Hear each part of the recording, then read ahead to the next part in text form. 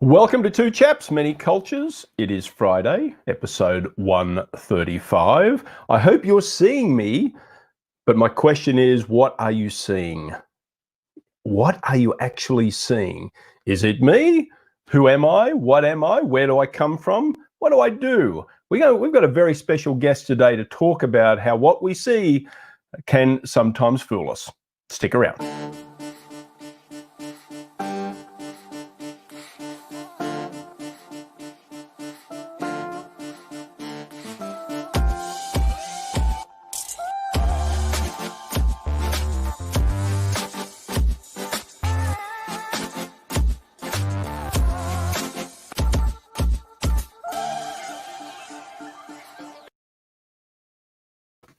Of course, my presumption is that if you are watching this, if you're not and you're just listening along and using YouTube as your podcast player, then that kind of fell flat, didn't it? How are you, pal? Why would you not look at these two beautiful faces? We're merely a glitch in your matrix, so it's all good. What you're seeing doesn't really matter. You can project anything onto us that you want. We're basically a white, clean, unspoiled canvas, so splatter us with your color and make us Jackson Pollock-esque, and we're going to be awesome. That's right. Well, this is a show of business of culture and the culture of business. Two Chaps, Many Cultures. If you like what you see, hit the subscribe button, share it with your friends, and make sure you comment. If you're joining us today live, we would love to hear you. We've got a very special guest who loves questions and loves answering them. I know that for a fact. And so let's, without any further ado, bring him on. We are going to be talking today with Mr. Joe Lurie, who has to kind of join us from. Where are you joining us from, Joe? Berkeley, what they often call Berkeley, California. Berkeley. Oh, right. Berkeley. Thanks for taking time, Joe. Some of us know you because we work in this industry. Some of you may not know you yet. But this should change soon because this is the man who wrote this book. Oh, wait a second. Why are there two different covers of this book? Explain yourself, Joe. Well, the cover with the cow on it was the first edition. That's the better one. That's the one I have. See? But again, it depends on, your bias, right? But basically, at that time, I was kind of looking for something that would intrigue people and make them think, well, why is he putting a cow on the cover, right? And that's because depending on where you come from, what your experience is, you all see something different. If you happen to be a Hindu, you might very well see a cow as divine. If you happen to use cows as a source of wealth, it might be dowry. And if you're a meat eater, it might be dinner. And then when I did the second edition, we were dealing with all kinds of things related to terrorism, and how people were reacting to it, and were they seeing the right thing. So I took a bald head, and I put on the back of the bald head, militant, monk, punk, or patient, depending on what your experience was, what your biases were, what your basically what I call your cultural cage was. You saw something different. So it was meant to kind of spark interest in, the phrase discovery is about looking at the same thing but seeing something different. Mm-hmm. Right? Sorry, I didn't hear that. Brett, go ahead. Oh no, you use that term. I've never heard you use that term before. Cultural cage. That's an interesting way to term it, right? Well, if you like, stop me because I do tend to go on. So don't be shy about interrupting me. I will give you the origin of that story. Very briefly, when I came home from the Peace Corps back in the late 60s, I was in New York City walking in Central Park with a colleague of mine. We were teaching together, and she told me about a time that she brought her, I think, 2 or 3-year-old daughter to Central Park for the very first time. And they saw a bird together. And the 3-year-old, 2 or 3-year-old daughter basically said, "Mommy, where is that bird's cage?" And so at first I was taken aback by this, and then I realized that the only reality that child had had before going to Central Park and seeing a bird flying freely was a bird cage in their home. So her only association was with a bird cage and a bird in the home. And I've used that frequently to begin a conversation about, gee, on some level, I don't care how well read we are, how well traveled we are, every one of us is in a cage on some level, which prevents us from seeing beyond the cage. Right. I mean, those of you who don't know Joe yet, he's a master of alliterative language, right? So divine dowry dinner, right? Or monk, what was it? Punk, patient, militant. Monk. I like the way you announced our episode, because as those of you who've been watching this, you see this on social media. There's announcement blurbs, and Joe was kind enough to share it, and he shared it with another alliteration that I thought was quite fitting. Instead of cultural cage, he used the prison of our prisms. I hadn't heard that one before, and I like that quite a bit. So care to elaborate? And while I type that in a caption so people actually know what we're talking about. The prison, the prison of our prism. So here's a kind of one or two visuals I can share that help to illustrate what I mean by this. So for your viewers, can you all see this? Yep. Okay. Almost. Okay. That's perfect. Perfect. So, you know, I'm sorry I can't interact with your audience, you know, in any significant way right now, but the chances are people can do a thumbs up if they like. Most people will see ice cream is good. Yeah. Because they associate those, what appears to be the case. Now, that is not what it says. And this is what is so startling about it. Actually, a colleague of mine some years ago shared this with me, and I've used it ever since. That's what it says. All right. Now, Brett, you have the good fortune of having known the secret about this, as I recall. I think I showed this at a CITAR conference. You did.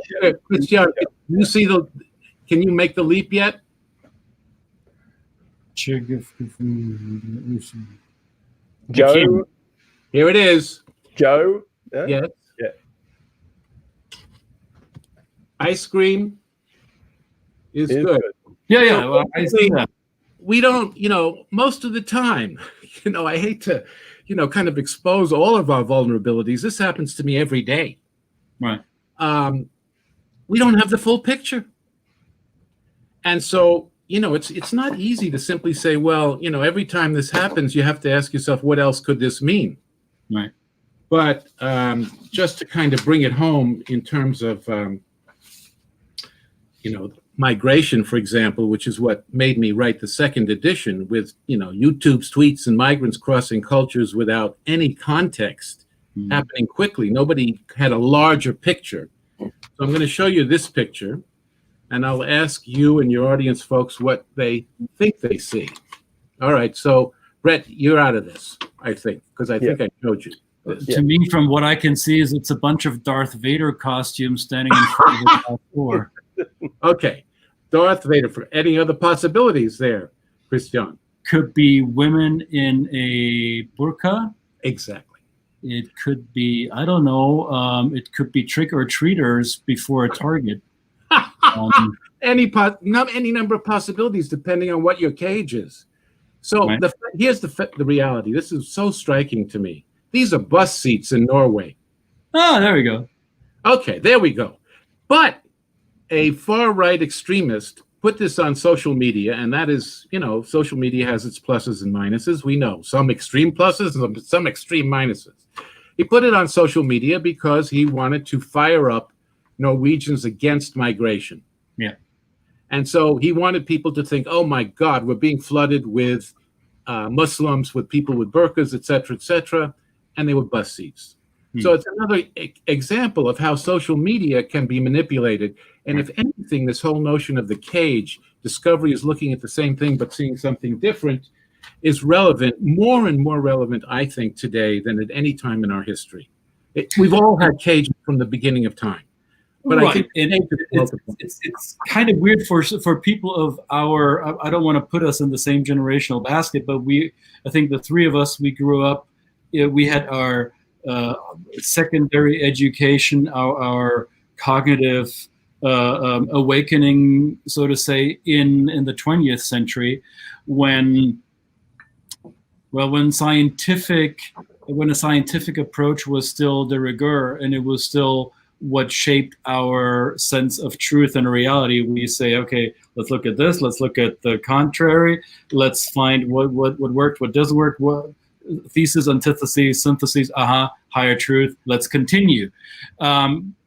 Somehow, and I don't want to sound like a cultural pessimist or like an old fart, but somehow some of these principles have been lost on Western societies in recent years, or the ability of critical thought and cognitive dissonance, and trying to resolve that in order to come to something that we as a group of people can agree on as a common truth, that seems to be increasingly difficult. Or am I just making this up? Well, I agree with you completely, and I think it's become increasingly difficult because of social media. And people, the freedom of expressing yourself, that's a whole nother debate, particularly right now, but having your own platform and basically being inclined to listen to and look at what confirms who you are and what you believe, as opposed to the Hegelian dialectic of thesis, antithesis, synthesis, something new. Right. And so what I think we're finding, and I don't know what the answer is, this kind of siloization within our countries, across borders, where people are just simply feeding, what do they call it, the feedback loop? Mm-hmm. Confirmation bias. Right. Yeah. On steroids. And I don't know what the answer to it is. Well, here is the answer. We one of our audience members has the answer. What is it? And Grady says, ice cream is cold. That is the answer. So I'm happy we settled that. It's not only good, it's also cold. A quick hello to Jody. Welcome to Jody, a good, well and trusted friend in our intercultural field. She's great. Good to see you, Jody. Happy New Year. So from Virginia, I'm assuming at your home in Virginia Beach. So yeah. I want to rope our audience in a little bit more, especially if they're not familiar with your work or your name, Joe. So you wrote this book, Perception and Deception, and it's quite well known in the intercultural field. What brought you to writing this book, or more generally, what brought you into this field of reconciling different behavioral approaches? Well, in brief, I think it goes back to my days in the Peace Corps back in East Africa, Kenya in particular. And on my way with my fellow volunteers to Kenya, we did a fuel stop in Entebbe, Uganda, 2:00 in the morning. And I remember getting out of the plane, dark night, humid, kind of Humphrey Bogart fans going around. And I remember saying to a fellow volunteer, "Don't you smell the lions?" Wow, don't you smell the lions? And, later on I discovered there weren't any lions within 30 miles of that airport. So why did I think I was smelling the lion? This is not only a question of how your intellectual mind is shaped by your experiences, but how your other senses are shaped by your experiences.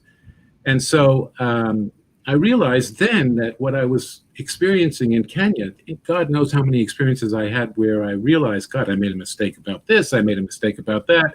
Many of your viewers perhaps know that in many societies, the idea of a man holding another man's hand signifies often homosexuality.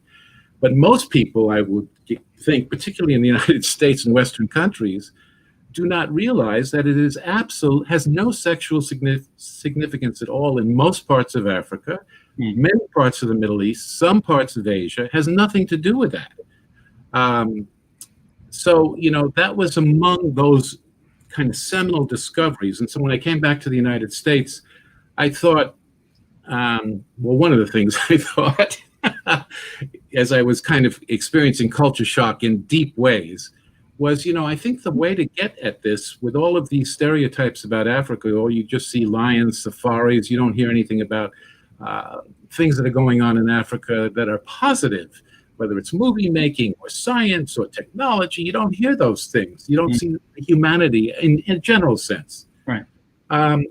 So I thought, gee, maybe the best way for me to attack this in a personal way is to get involved with international educational exchange. And so for many years, I became involved in helping to administer programs which would send people back and forth across borders. And then it came clear to me that the best kinds of international intercultural exchanges were with living with people in immersive programs. And the problem, I think, with a lot of the study abroad programs in the United States is they're in American bubbles. They're Americans living with Americans, Americans taking courses with Americans. That doesn't do it. And so I remember even seminally, I started to take students abroad myself, and I remember living in a little town in France, Dole, France, in the eastern part of France. And I remember living with a French family, and really that's what caused me to become somewhat proficient in French. I didn't have any choice. They didn't speak any English. This is the way to do it. And I remember one night my host, our hosts basically served a meat dish. They didn't tell me what it was. I assumed. What did I assume? Right? It looked like meat. So I thought, well, I'm going to have a great French steak, beef steak tonight. But they knew not to tell me what it was. And I thought it was delicious. Delicious. After I ate, they gave me a little time to digest it. They told me it was horse. Horse. Now, if they had told me it was horse first, I might have had a great difficulty in beginning to eat that, right? And so, ultimately, all of these exchange experiences, which little by little raised my consciousness, and there's plenty to go, believe me, led me to... where in Eastern France was that? Was that near Metz, or where would the horse-eating part of France be, for those of you who want to try or avoid, either way? Yes, I mean, it's pretty common in parts of Europe, right? In parts of Belgium, horse butchers. In Germany, I believe it's not uncommon, right? Italy, donkey salami. I mean, it's nothing. Hungary, famous. Yeah. So even what we eat is shaped, I mean, ultimately, of course, this led me to working at the International House at UC Berkeley, where, I mean, it's an extraordinary place. The whole concept of an international house and international living, it's close to 600 people from 80 countries and 25 US states. So it's not, quote unquote, a foreign ghetto. And so by living together, and this is, when I said, what's the answer? And you said ice cream is cold. Yeah, that's a fact. But look at how difficult it is for some people to actually grasp. They're in denial about facts. We are. Let me include myself. We're all in denial sometimes about facts. So what I saw at International House in my exchange experiences over time was that by actually living with and interacting on an extended basis with people who are different from you enables you to begin to get beyond your cage, right? And I've often thought that in order to open the mind, you need to touch the heart. Let me illustrate this with a story. In order to open the mind, you have to touch the heart. At International House one year, and this is one of legions of stories, some of which I tell in the book. There was a Pakistani woman, Pakistani PhD student, who was working in as an assistant in our program office. And there was also, it was a Pakistani gentleman, Muslim.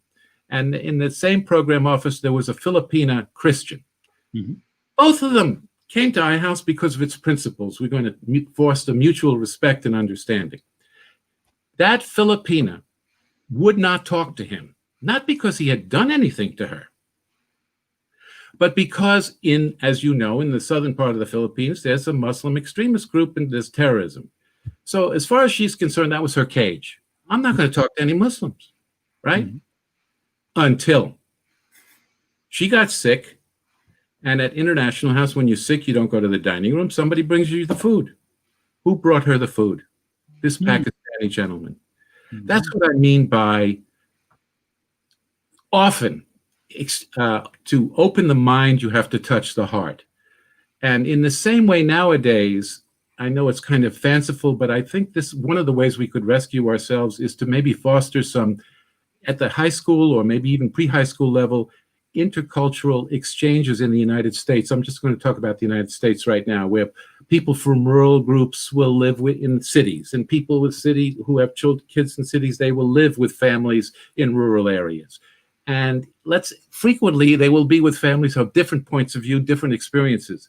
But in that spirit of generosity and I'm welcoming you and sharing meals together, they can begin to humanize people with whom they never dreamed they could actually spend time together.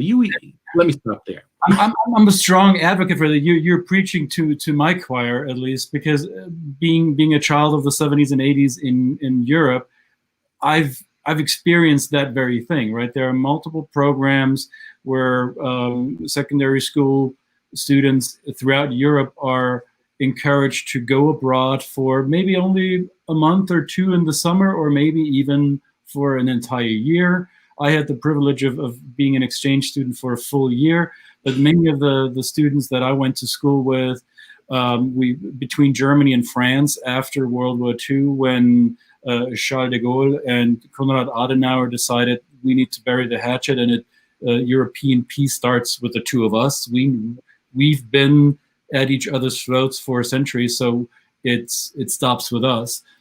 So among not only did they lay the foundation for the European Union, they also helped initiate these mutual exchange programs. So almost every German town, city has a sister city in France, and there is a school exchange program. My hometown in Germany has a partner city in southern France, in Narbonne.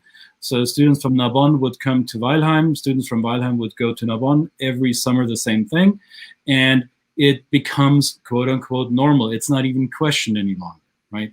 The Erasmus college university exchange program within Europe, famous for its accomplishments in tearing down these man-made artificial barriers. And it's become a piece of contention again now with Brexit being done in a way.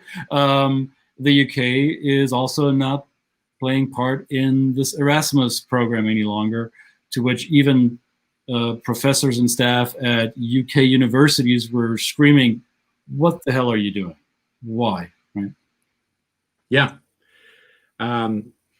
Just picking up on that for a second, one of the most dramatic moments when I was at International House was right after 9/11.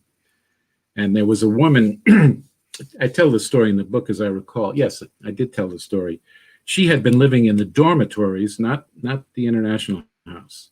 And she had originally been raised in Iran, a Muslim, right? But she came to the United States, and for one reason or another, she didn't want to be marginalized, so she converted nominally to Christianity. And she had great friends in the dormitory, American friends for the most part, U.S. American friends, until 9/11. And then they all turned on her because they knew she came from Iran. They all turned on her. And she said to herself, I have to get the hell out of here. And she began to hate all Americans. This is, the toxicity of this. So what did she decide to do? She said, I want to go to International House, where she mistakenly thought only foreign students live. Thank God she was mistaken.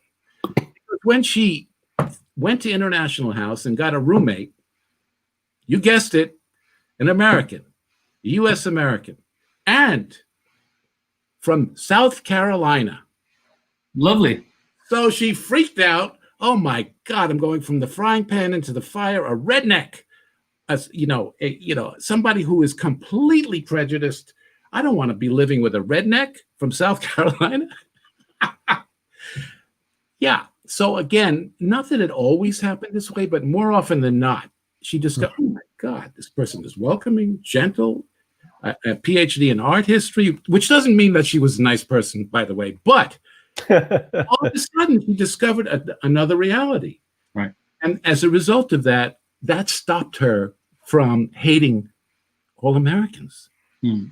So again, there was an interesting article. I don't know if you saw it, by David Brooks. We just saw how minds are changed. This was it was on New York Times, if anyone's interested, January 1. And I'm curious to know your view of this. He makes the point that a lot of the intercultural training, the DEI training, is all well and good with regard to raising consciousness. The question I'm asking you, in your experience, because David cites anthropological studies which say, well, it raises consciousness, but it doesn't change behavior. My question to you, have either of you seen concrete examples where the training itself, while it raises eyebrows, opens minds, actually affects behavior? Well, there was actually another article which kind of related to that, in terms of the big argument for diversity is that it'll immediately change the financial performance of the company. That it's an immediate thing, but nobody ever comes up with the research. Everybody says just trust us on this, right? Yeah, there's a business case. I'm sorry. There's a business case. Trust the business case. Business case. That's right. There's a business case for diversity, and those that do it and interact with people from different backgrounds know the enrichment we get out of it, and we can say, well, of course, this makes sense, right? This gives me a better business. This makes my business as an interculturalist better. But how does it do it for, say, a manufacturing company? Because they talk about that. The training comes along, everybody comes into the room. It's big kumbaya and it's wonderful, but it's actually taking it beyond that to the application. I don't know whether that kind of. I'm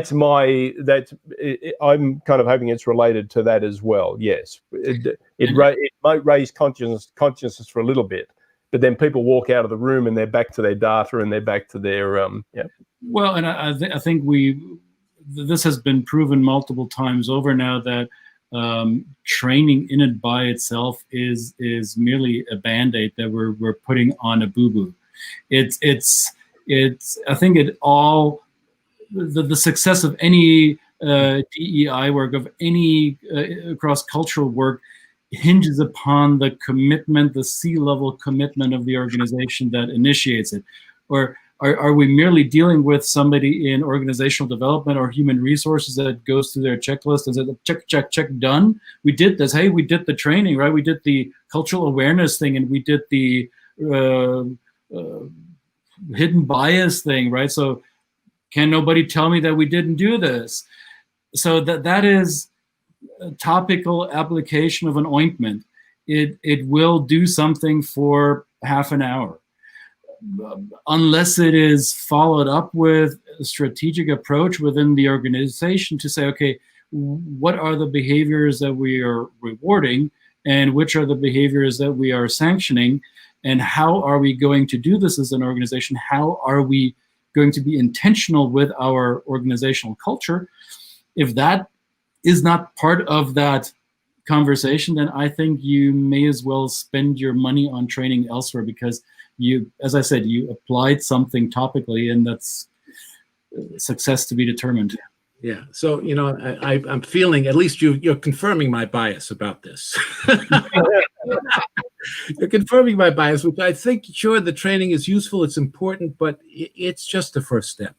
People have to spend time together. I remember doing a workshop at Google on intercultural training, helping people to understand how to work together, and kind of being shocked in the dining room where you'd see people, it appeared to be from different backgrounds, sitting together, spending time together. It's only when people, or I gave a talk at American Express many years ago, and I asked the people in the audience, they were from many backgrounds, how many of you have had each other over to each other's house?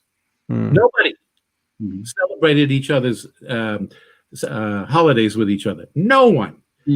So that's the beauty of a place like International House. And let me tell a brief story about my own biases, okay? Of which there are no doubt are many that haven't even discovered. I became friends over time. I was blessed, and my wife and I became friends with a former Tuskegee Airman. And unfortunately, a lot of people don't know who they were to this day, but for those who may not be familiar with the story, they were black pilots in the Second World War, and their stories were hidden for decades. And Tuskegee is a town in Alabama where they were trained. Yes. The name is obviously Choctaw, I believe, native, but it's part of Black culture that is often regaled to the fringes of right. So this gentleman had lived at International House, which was, by the way, the first interracial living learning center west of New York City in 1930. He'd lived there in the late 40s, and he became the first Black doctor at Kaiser hospitals out here. And based on his standing at University of California, San Francisco Medical School. And of course, they didn't have pictures in those days. So when he showed up, all of a sudden, they found every reason to fire him. But before they fired him, and he had delivered a number of babies. And a number of those babies were named. It was so stunning for a black man to be delivering babies, right? A number of people named the babies Wendell as a result of this powerful interaction, doing things together. Mm-hmm. So Wendell became a very close friend of, he's since passed away, of my wife and mine. And I remember one time we went out to lunch. He said, I'd like to introduce you to my son. Okay, we're online at a restaurant. And he points, oh, there he is. There's so-and-so. So we look around, and what are we doing? We're looking for a black young man, right? I don't see any black young men. And then all of a sudden, this white guy comes up and gives Wendell a big hug. Mm-hmm. Now, we know of Caucasians who've adopted black kids. Mm. But the fact that I had never even considered a black person adopting a white child just kind of was another mind blower. Mm-hmm.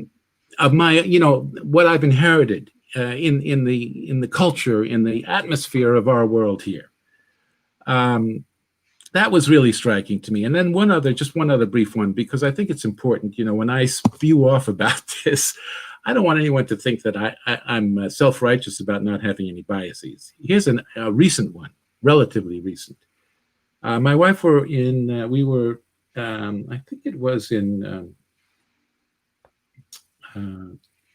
where was it? Anyway, somewhere in Europe. And we were in a cafe together, and we struck up a conversation with a woman who appeared to be Chinese. But her accent, I had heard the accent hundreds of times. Mm-hmm. I couldn't label it. I could not label it. Mm-hmm. Now, so my focus was on, okay, she told us she's of Chinese heritage, but she's not speaking like I would associate. It was an accent I'd heard so many times I couldn't stay. What was it? When she told me she was raised in India, all of a sudden I understood, of course, that's the way many people from South Asia speak English. But I couldn't make that leap because I was locked in a cage. Right, because your brain filters wouldn't allow that to pass, right? And I think we're all guilty of that to varying degrees. And I think bringing up one's biases and throwing it out in the open often causes this knee-jerk response by some people saying, oh, no, I'm not like this. And, oh, you're just accusing me of something. And we talked about this on yesterday's episode, the very topic that Dr. Robin DiAngelo describes in her book about white fragility, that especially, I don't want to say predominantly white people, but here in the United States, there is something as a white defensiveness about U.S. history, and I'm quite familiar with it because I'm German, and I used to be quite defensive about my country's history, and I used to make excuses preemptively for things that were or were not true. So I'm aware of my own biases as well, to at least a certain degree. I'm sure I have a lot of them that I'm not even aware of yet. But I think the distinction between those who, or I think those who want to be stuck in their cage or do not want to escape the prison of their prisms are those who get into their feelings when biases are addressed. I think having the ability to tolerate the pain that we feel when we address our own shortcomings, the humility, that will, at least in my opinion, be a key prerequisite in order to escape those prisons. I don't know how you feel about that. Yeah, no, I see that, and I see the importance of continuing to try to spend time with people who are different, who asking ourselves, could this mean something else? Because nowadays, we're being flooded with so much information that we don't. It discourages taking the time to do this. It discourages the time to take to do this. Now, my own sister, I have a sister who's 20 years younger than me. Let's talk about social media for a second. I don't think people, for the most part, are taking the time to read beyond a sentence or two, because they are getting so much information that they got to get to the next piece that's coming in before I finish the last one, right? That's why so many people don't listen to voicemail anymore. This is an intergenerational issue, right? So my sister I send an email to my sister, very typical, 2 brief questions, really, in my mind, brief. Are these dates good for your visit? Simple, right? Second question, does your husband use his middle initial when he flies? 2 simple questions. What's the answer? Great. She only read the first sentence. This is a metaphor for what's going on now. This is a metaphor for what's going on now. Now I have a friend of mine who's much more tech savvy than I am, and he ends an email with EOM. Do you know what that means? I heard that before. End of message, right? Oh, God, there it is. Brett, did you know that? Yeah, I came across it the other day and I couldn't come, but end of message, yeah. I mean, can you imagine? And then somebody told me that nowadays in the etiquette of Twitter or texting, it's rude to put an exclamation mark. I don't know, but as long as you don't get the response TLDR, then you're good. Yeah. TLDR? TLDR, too long, didn't read. Too long, didn't read. Yeah. Too long, didn't read. Yeah. Yeah, they're giving it up, right? Absolutely. I just want to have just say hello. We've already said hello to Jody. She's said she's away on a break, and she's probably left already before we got to the comment. But anyway, hi Jody. And then this was interesting, Sue, which I hadn't heard of before. Basashi, sashimi of raw horse meat. That's very interesting. Again, but then we eat beef tartare, right? So why, I would think that then it's not much of a stretch if you can eat cooked horse meat than to eat raw horse meat. Interesting. And then, of course, just repeating that. And here's Yvonne. I guess this is Yvonne. Hi, Joe. Nice to see you online. Christian brought that up before. Yvonne Lefort. And we have Sue again. Now, this is an interesting, this is related back to this. So, of course, now we're in a time where people are restricted in their travel, and we're really being forced not to be able to have these experiential in-person encounters.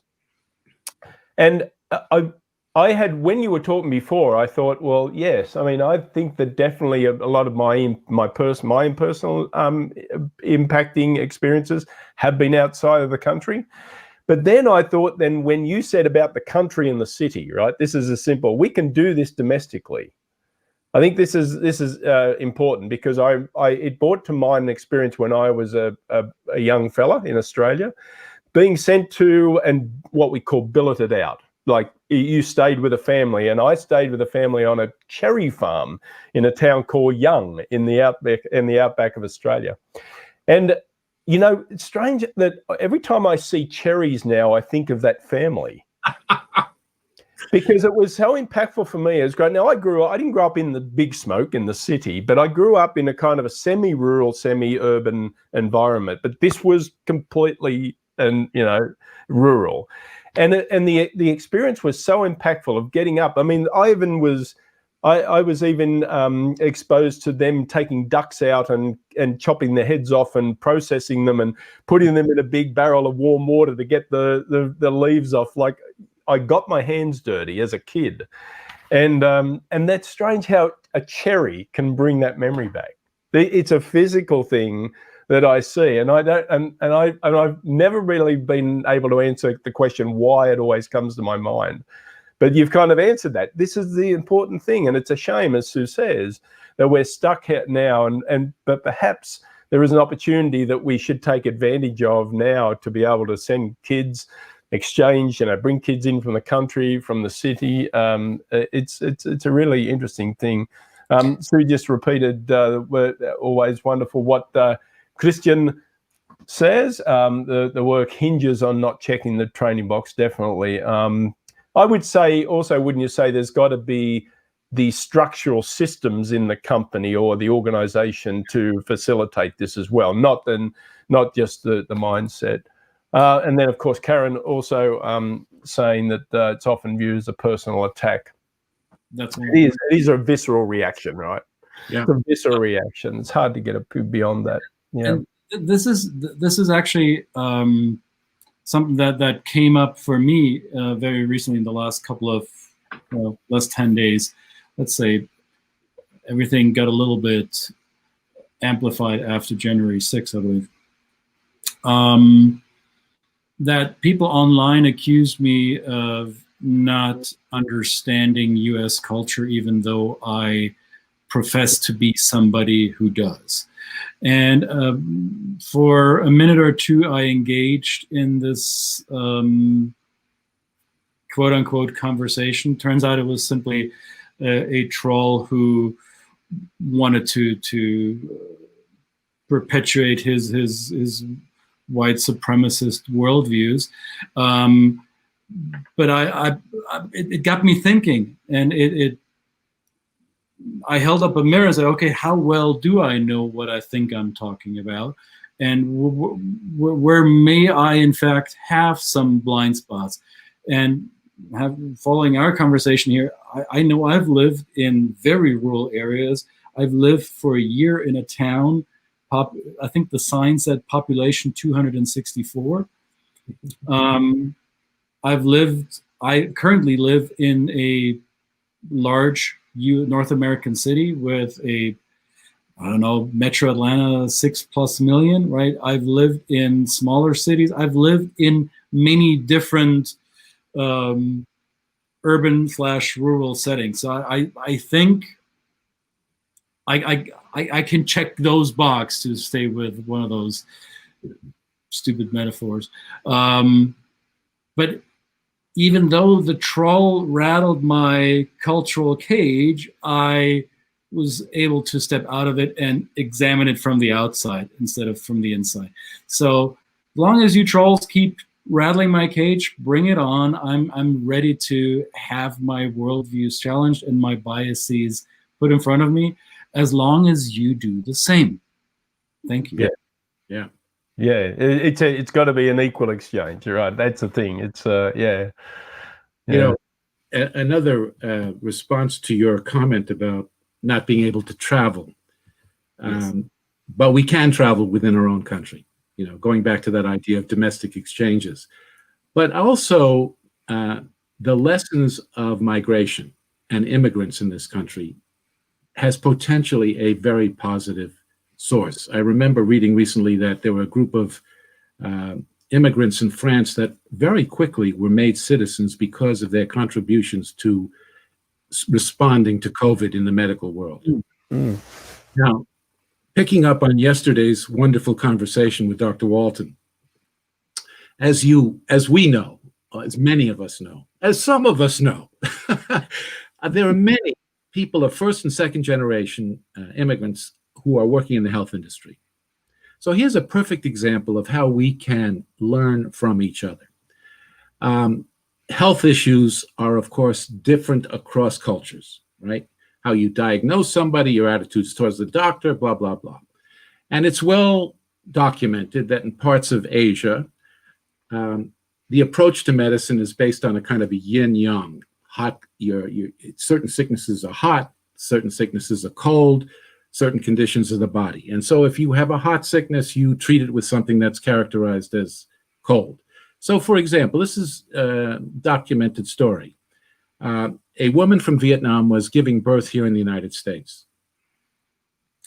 And so, of course, they wanted to keep her hydrated. So someone from the health profession, a US American, little exposure to other cultures, gave her what? A glass of water. Mm. And the glass of water was ice water, which is, by the way, not common. Ice water is not that common in most other countries. No. And so the woman would not drink it, and they could not understand why this woman would not drink the ice water. Because I learned that when you're giving birth, it's considered in Vietnamese culture, as I understand it, but if someone's out there who will correct me, please do. The condition of giving birth is considered to be your body's in a cold state. So you have to have warm water. Mm-hmm. Yeah. Finally, they brought her warm water. Who was it? It was a Vietnamese immigrant who understood both points of view. Mhm. That's what made her hydrated. And now in medical schools, as Dr. Walton has said, they're beginning to do this. And the value of having a lot of immigrants in first generation, second generation in the medical schools studying together is that these perspectives are shared. This is doing things together. It's not only, studying things together, it's doing things together. Thank you, Joe. Doing things together. Yes. Yeah. Absolutely. I had this experience with my wife when she had an operation. It was, and she was kind of going under with the anesthesia, the initial part of the anesthesia. And a nurse walked into the room, and my wife gets very, very nervous. White coat syndrome is real with her. She gets very, very nervous, very upset, quite apprehensive. And a nurse walked in and started speaking Polish to her, and so not just speaking Polish, but that very direct, like, do as you're told, do this, do that kind of, which I would have said from an Australian point of view, said, that's not really a great bedside manner. But for my wife, when the nurse left the room, said, oh, I feel so much better now. And I said, that woman just like excoriated you, right? Like, do as you're told, sit down, shut up. Like, and so that is the impact. I took it as rudeness. For my wife, it was comfort, that comfort of somebody in Polish ordering her to just sit down, suck it up, let the experience. So that's another experience. I think it was fascinating. It was a great cultural interchange for me, and it is doing things, right? Being there with the people that you at that point it's somebody I care about, but just people you don't even know, just doing stuff. It's a wonderful experience. And the doing things, when you said this earlier, Joe, about being at each other's house or sharing a meal with each other, I noticed that when I go to clients and I spend several days with them at the company site. Well, this was when we still did this, when we still went to another company, having lunch with the team members or observing the behaviors in the cafeteria or the lunchroom has been somewhat of an indicator for me. Is there cross-functional, cross-generational, cross-cultural group building around tables? Or do the functional silos sit with each other? Do the ethnic silos sit with, or do silos maintain their silo behaviors while they're eating lunch? And what I intuitively did in the beginning of when I started this work, and now I know it's actually quite a powerful move. In the beginning, I wasn't aware of it. When I recognized that there is cliquism and group building, I sat down with the group that was least like me. So I used to be then the white guy sitting at the Asian table or the Latino table or the black table. If a company, if people in an organization behaved like that. And this is a very random observation. This by no means empirically validated. It's just my personal experience that organizations, when they go to have a meal as a team, if they seek out each other's diversity over the meal, then that also bleeds over in their into their work behaviors. If they separate themselves during the time of food consumption because, oh, so now I'm not at work, I can go back to my cage for the time of the meal, then that can be an indicator that structurally we need to do some more work there. Yeah. Well, that's why your point earlier, when you do trainings, intercultural training, DEI trainings, unless that's attached to some kind of group work together, they mutually reinforce each other. One by themselves, if you're just kind of sitting with people who are different for brief periods of time, I don't think that's generally transformative. If you're spending extended period of times, roommates, host exchange programs, and you're getting this training, then I think you have the potential of doing something extraordinary. Yeah. Back to the health issue again, which I think is critical now, particularly nowadays with COVID. You remember when refugees first started flooding here and into Europe, it was a completely different concept of what health was, mentally and physically. So, for example, in this country, many of us were brought up with the idea, if you're having mental problems, talk therapy, psychiatrists, right? I mean, I was brought up in New York City. If you weren't seeing a psychiatrist, there was something wrong with you. That was, that was the whole given, right? So, but most of the people coming from refugee countries, talk therapy doesn't do it. It doesn't do it. Why should I tell my secrets to a stranger?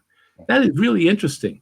Oh, I feel safe here in this country telling a secret to a stranger, but most other people coming from more collectivistic cultures, this is not going to do it for me. And I remember Chinese students, for example, at UC Berkeley, if they got a B or a C, some of them, not all of them, they might get very depressed because they thought it reflected on their family and their parents. So the first response of some of the people in the health area that weren't trained in this was send them to a counselor. No. Oh, you think I'm crazy? So I asked a colleague who was running an international house in Taipei, what should we do if we have Chinese students in general who get depressed for one reason or another, if they don't want to go to a psychiatrist or a counselor? Not that, I mean, there certainly are Chinese people who do, but on the whole, there's a resistance if you've been brought up in that way of doing things. And he said, surround them with Chinese friends. Right. Give them group support. This is what they need, group support. They don't need talk therapy, right? They don't need talk therapy. And then the other thing, many of these refugees, for example, they experience great torture. So they come to this country, and some of them, for example, were put in hospital rooms alone. Can you imagine? Which brought back memories of torture rooms, especially if there were stethoscopes or blood pressure machines that reminded them of torture instruments because they'd never seen these things before. Mm-hmm. So that's why I think immigrants have an enormous amount to teach us while we're isolated from traveling, as you say, Brett, to other countries for the most part. We have plenty of countries within our own country. We have to learn to spend time with them and them with us. I mean, we're still living in segregated neighborhoods, segregated schools across the country. Not everywhere, but predominantly. Well, absolutely. In Chicago here, there was an opportunity with the riots that took place in 1919. There was an active movement to say we're not going to let this segregation keep going because that's what caused this.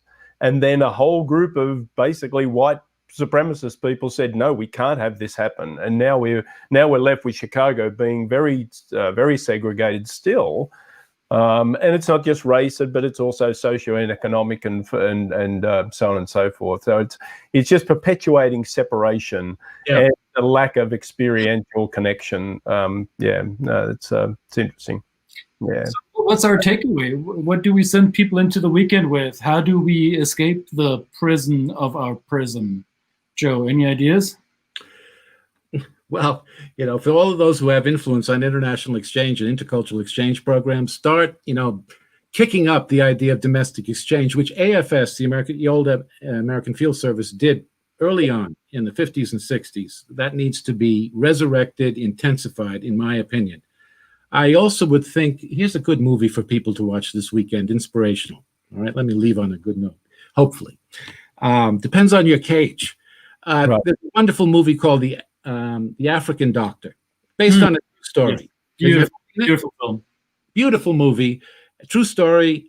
A gentleman from Congo, as I recall, gets his medical training in France, and to begin to implement his work, he wants to practice in France, bring his family to France. So they put him in a remote French village, okay? You can imagine what the reaction to this guy is. They've never seen anything like this.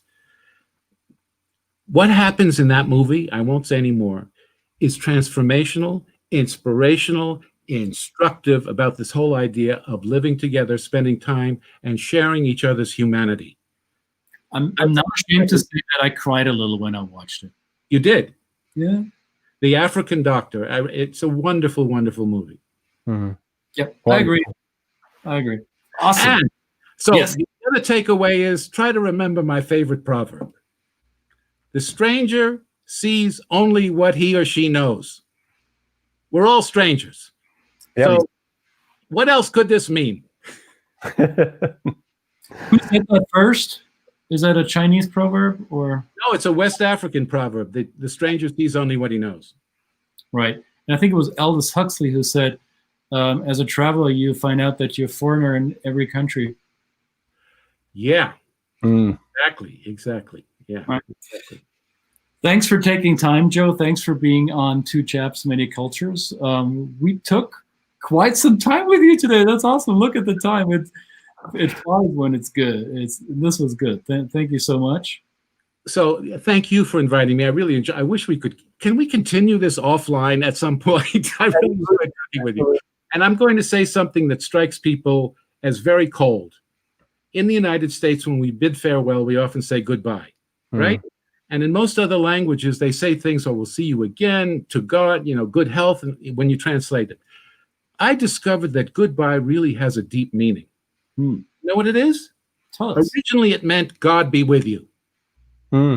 That's why goodbye. But when people hear it for the first time, it's again what Houdini says. What did he say? He said, "What the ear hears and the eye sees, the mind believes." So don't believe that goodbye is necessarily abrupt and cold. It really comes from God be with you. Well, a bientôt to that, and Wiedersehen. Hasta luego, hasta pronto. Ci vediamo, and how do we say it in Polish, Brett? Yeah, how do you say it? Do widzenia, na zdrowie. There's, yes. Yeah, well, literally, what does that mean? Na zdrowie is something that is actually for health, so it's said when you drink, it's said when you, when people sneeze, and na zdrowie, everything is like, so health, wszystkiego najlepszego, and this is everything good for you.